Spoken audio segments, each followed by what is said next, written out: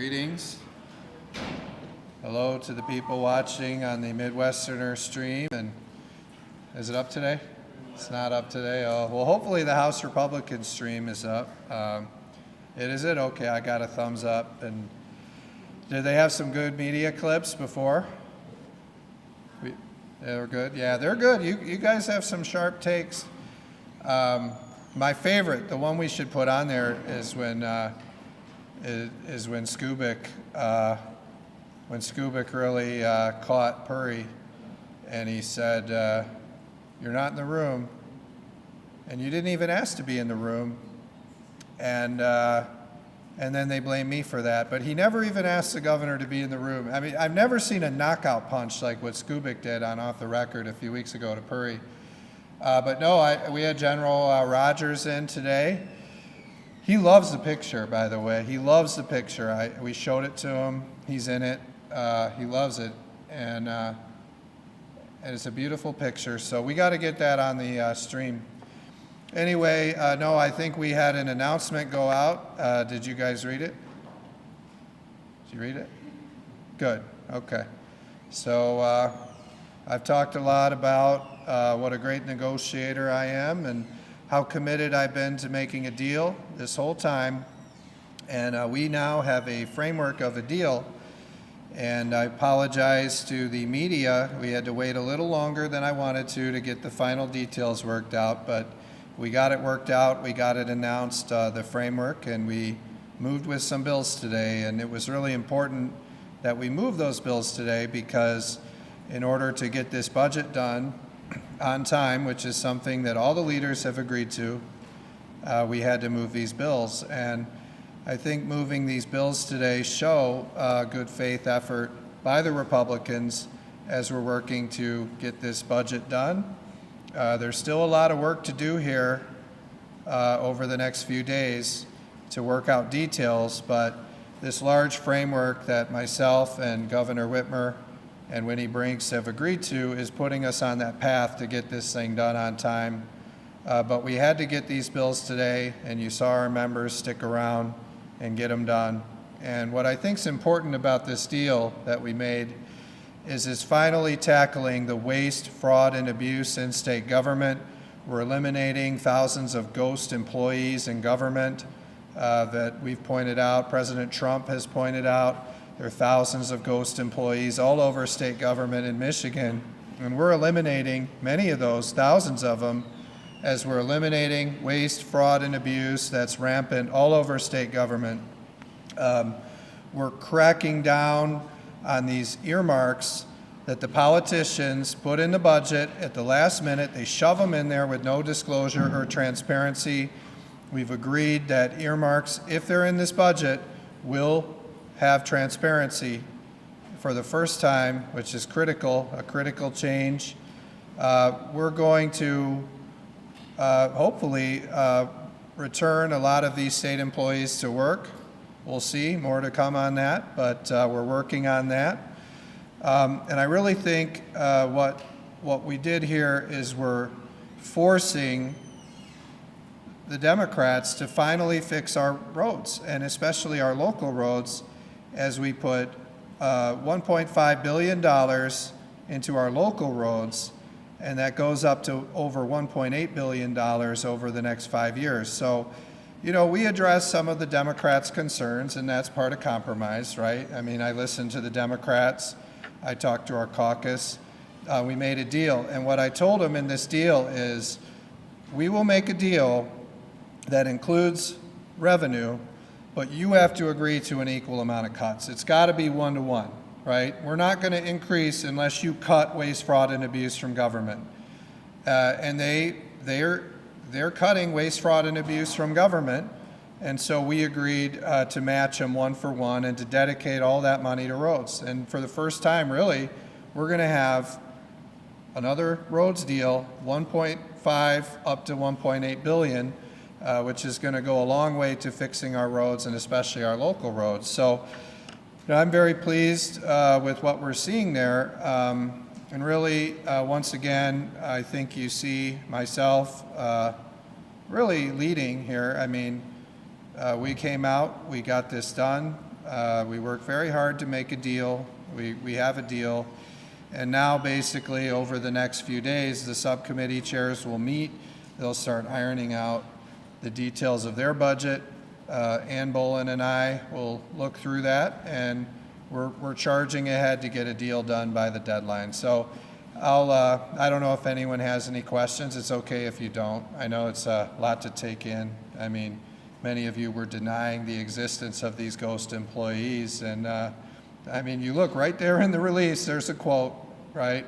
We're eliminating the ghost employees. Go ahead.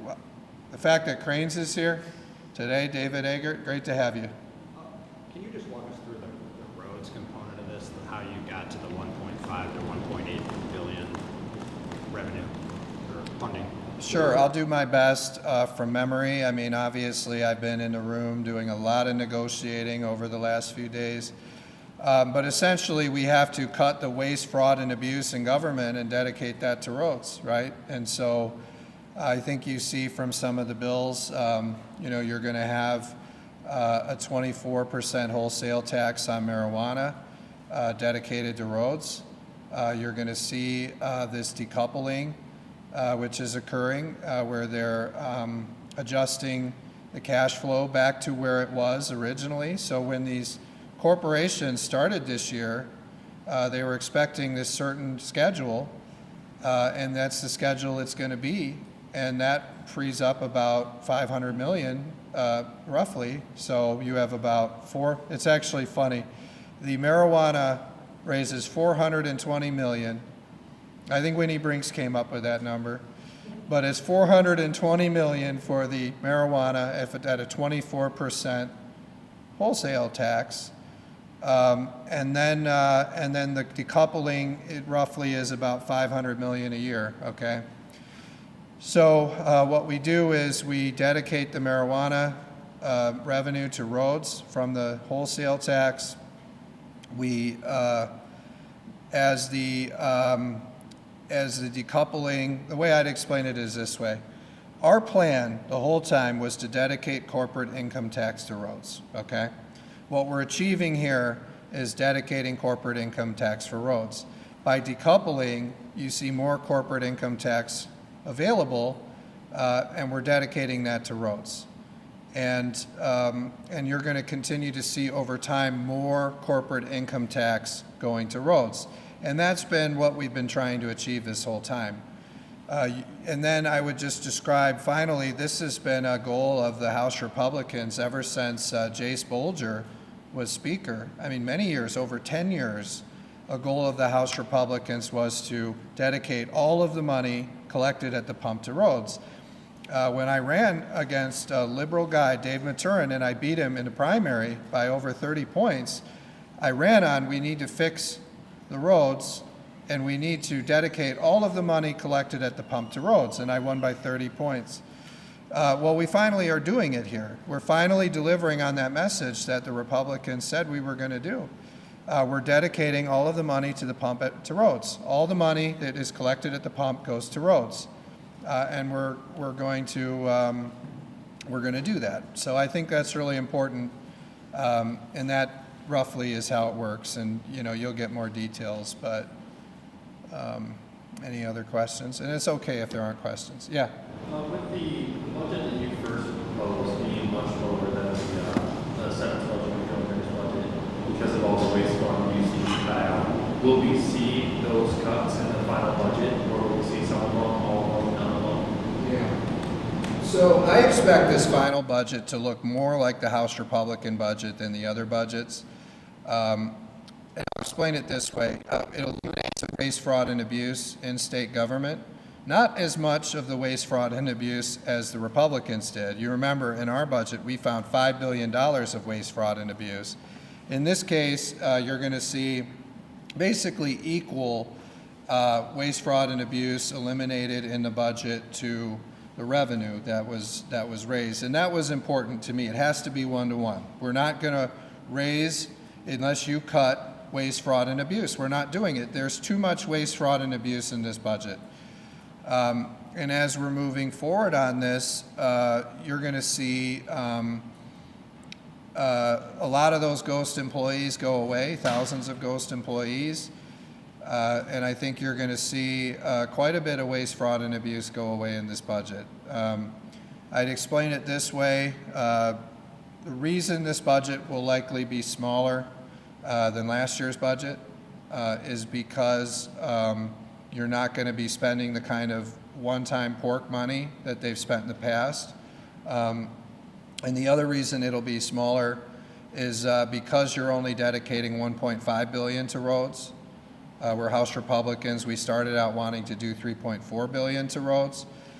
This budget will be smaller for those two reasons, if that makes sense. There's not as much money going to roads as what Republicans wanted to do, but there's only so much waste, fraud, and abuse that Democrats are willing to cut. I mean, what has the holdup been all these weeks is trying to get Democrats to admit there's waste, fraud, and abuse in the budget and cut it. That's pretty hard to do. So once we got them to see the waste, fraud, and abuse, and this is something I've been showing some of the Democrats and showing them and convincing them and going through the line items and talking to their fiscal agencies, is like, oh, you're right, there is waste, fraud, and abuse. Okay, so now that we've established the waste, fraud, and abuse, when you cut the waste, fraud, and abuse, I'll give you some revenue, but we're dedicating it all to roads. We have to fix our local roads. We can't use this money to create more waste, fraud, and abuse in government. And if we can deliver a smaller general fund budget than last year, we can deliver a smaller budget than last year, and we can fix our local roads. We can put budget transparency forward for the first time, and no tax on tips, overtime, and Social Security for our working people to match President Trump's policy at the federal level. Michigan workers under this agreement will have no tax on tips, overtime, or Social Security on their state taxes as well. This is a great win for Michigan workers, and it's also finally starting to achieve some value for your dollars in the budget. Some questions. Jordan. Speaker Hall, so returning to the marijuana portion of things for the road funding, already we're hearing members in the marijuana industry saying that, one, the market is oversaturated, so your tax returns are going to be diminished if you do end up taxing this at the 24% wholesale tax rate, but also that marijuana sales are going to suffer because we'll have the highest, I believe it says the highest taxable rate in the Midwest. How would you respond to those comments from those individuals?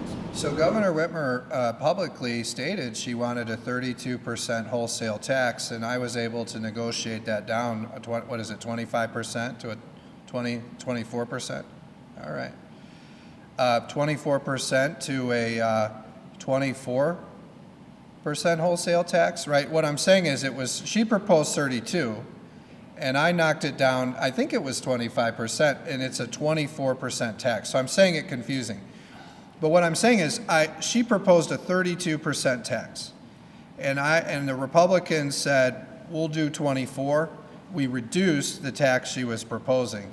And I would say that it was for that reason, right? We thought the 32% tax that the Democrats were proposing on marijuana, on the wholesale value, was too much. And we were concerned about how that might affect the industry, right? We want to have an industry. The voters have said it's legal.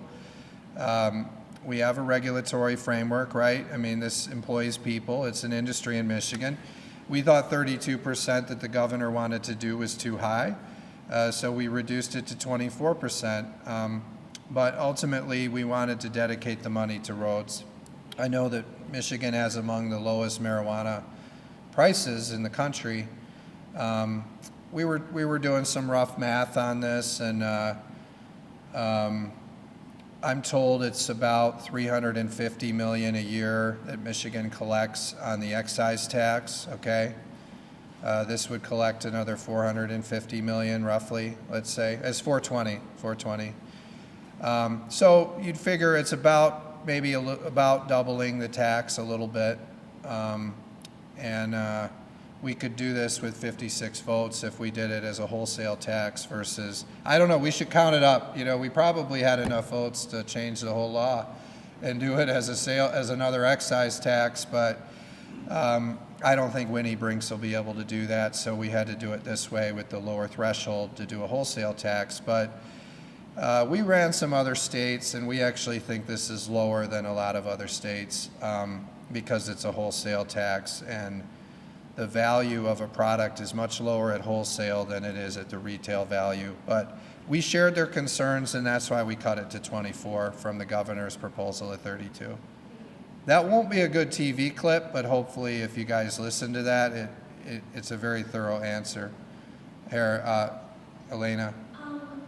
You mentioned that this was going to be a smaller budget overall. Can you give us any idea how much smaller it will be than last year's, and any insight on what the school aid fund looks like in terms of per pupil funding? Yeah. So we're working out some of the details amongst our subcommittees and the members. I mean, if you read the release, it does talk about how there's a lot of work to be done in the details, but you got to have this framework. We did the framework, we unlocked it, and now they're going to do a sprint forward to get this thing done on time. So we'll have more to say later about the per pupil number. And what was the rest of your question?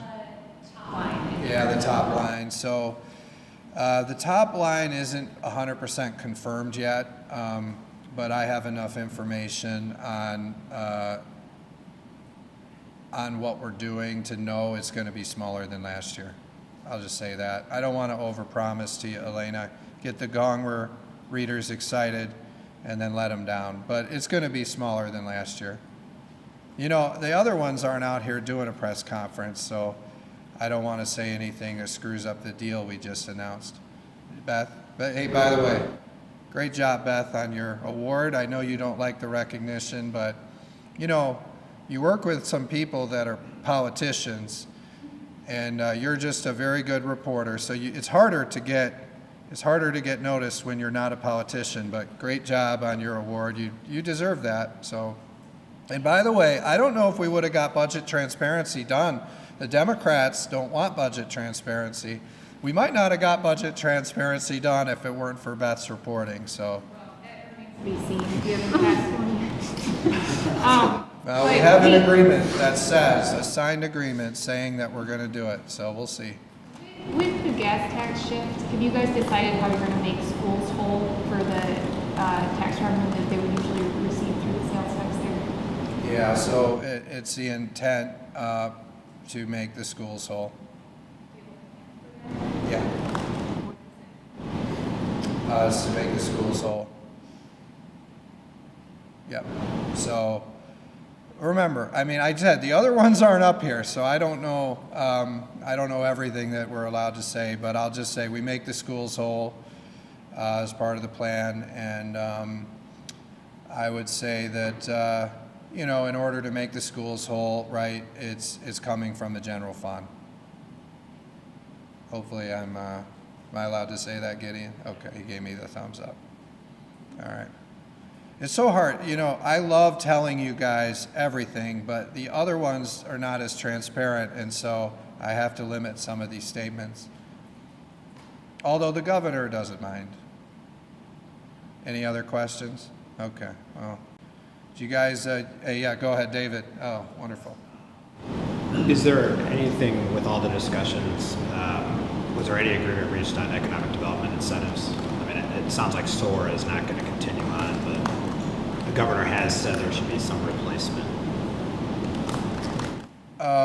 I think that right now what we have is, like, you know, you may see some of these things lapse a little bit, and we'll see. But I think that, you know, we've shown a lot, right? They have billions and billions of dollars of slush funds in government. I mean, we found $6 billion of slush funds caused by the waste, fraud, and abuse in government, many from the ghost employees. And so the departments, they have, you know, thousands of ghost employees. And by the way, they're even more than I thought. When I'm really looking through, we said there was 4,300. There are more ghost employees than that. Unfortunately, I don't think we'll get all of the ghost employees, but we're learning where they are, and there's more. We're going to eliminate a lot of the ghost employees, thousands of them. But as we're working to eliminate the ghost employees and start, I would say, lapsing some of the slush funds, you could see some of those SOAR dollars lapse because the slush funds are going to be drained, right? That's what we're going to do. We're going to drain some of the slush funds because we need to get this waste, fraud, and abuse out of government. Yeah, Beth. I just want to, I don't know if I'm reading into this a little too much, but the statement that you guys sent out said you reached a deal to pass a budget before October 1st. What did you agree? Like, did you only agree you're going to make the deadline, or like what portions of the budget did you agree on? Well, I think I'm talking about what I can, right? So what we agreed to is a framework that includes no tax on tips, overtime, Social Security, includes eliminating ghost employees, includes eliminating waste, fraud, and abuse from government, many of these elements that are talking about in the release, right? So we agreed to that. We also agreed to some of these other votes, like dedicating 1.5 up to $1.8 billion to roads over the next 5 years. So we agreed to that too. And we agreed to how we're going to do it, with the dedicating all of the money collected at pump to roads, this 24% marijuana wholesale tax, you know, all of that we agreed to. So you have to agree to these framework pieces in a budget in order to get it done. And that's what we did. So we've laid this foundation. The subcommittees still have some work to do, and I and Ann Bolin will personally review all of that work and sign off on it. But, you know, I think it's important, right? I mean, we've all committed to getting this done on time. We've all agreed to the major components that have been holding up this process. And now we've got to sprint to the finish line to get this done for the people of Michigan on time that all of us, even Winnie Brinks, is committed to. Yeah, Kyle. To be clear, Speaker, you don't have target numbers for both, right? So I would say that we've had a lot of conversations about that, and we're still ironing some things out, but that was not part of the release. Yeah, Rick, sorry, if you were holding up your hand earlier, there's this big light and I didn't see you, so I apologize. You like how we're sitting right next to that picture of President Trump and I? That looks great. So, yeah. That might be why the light's there, to illuminate it. I'm just kidding. It's a mechanics one. So just time-wise, how is this supposed to work? We're going to see budget committees, conference committees meeting, when to get what to the floor by when? So the way I would explain this, and not all of these items have been fully hashed out, I would just say that you know, all of the budget implementation bills needed are in the other chamber. You can see, you know, our roads plan passed the House months ago. The Democrats have been sitting on it. They have every piece they need there to do budget implementation. The 3 bills today were needed for the budget, and with the 5-day rule, they had to move today.